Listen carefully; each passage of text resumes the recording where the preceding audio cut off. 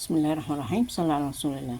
النهارده هنعمل طريقة عمل الزبدة من وش اللبن بتاع السوبر ماركت، مش بتاع الفلاحين كمان.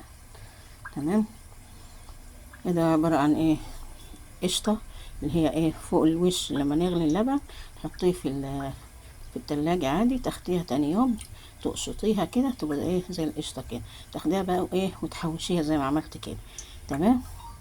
بعد ما خدتها وحوشتها جيت بقى حطيتها وسيحتها بالشكل ده. والله ديت وش اللبن بتاع السوبر ماركت.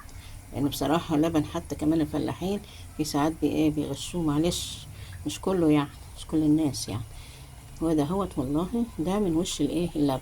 شوفوا عمل لنا مرتة ازاي، مرتة جميلة جميلة جميلة. مرتة أول مرة ناكل بقى مرتة على حق يعني. شايفين المرتة؟ شايفين الزبدة ولا السمنة اللي نازلة منها؟ شايفين السمنة؟ والله ديت وش اللبن. تمام. شايفين يا جماعة؟ شايفين السمنة الجميلة؟ شايفين المرتة الحلوة؟ والله أحلى حاجة انك تاخدي وش اللبن. ادي اهو مرتة جميلة من وش اللبن. ايه رأيكم؟ ده انا عملت زيادة عن كيلو. والله لسه اهو في المرتة كتير اهو. شايفين؟ انا زهقت من الفلاحين بصراحة. واحدة بعد ما كنت باخد منها من 5 سنين مسبقا معايا، لقيتها عشان في ايام العيد ما كانش حد يشتري زبدة، فاعطيتها له لقيتها مر. يعني مش بتحطها مثلا في الفريزر، لا.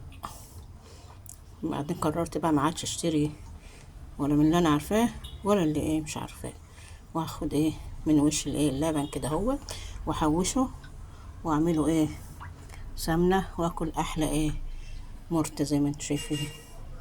خد بقى شوية كده طبق واتغدى بيهم مع الجبنة ومع البطاطس وكده. ده احلى مرتة تاكليها. شكرا على حسن استماعكم وتضييع وقتكم، بس هتستفيدوا يعني، حتى معلومة يعني. تمام. متنسوناش بقى في اللايك كده إذا كنتوا يعني بتعملوا. ماشي. ترحموا على أهم شيء على جوزي، الله يرحمه يا أبو العيال. ماشي في سركم حتى. مع ألف سلامة.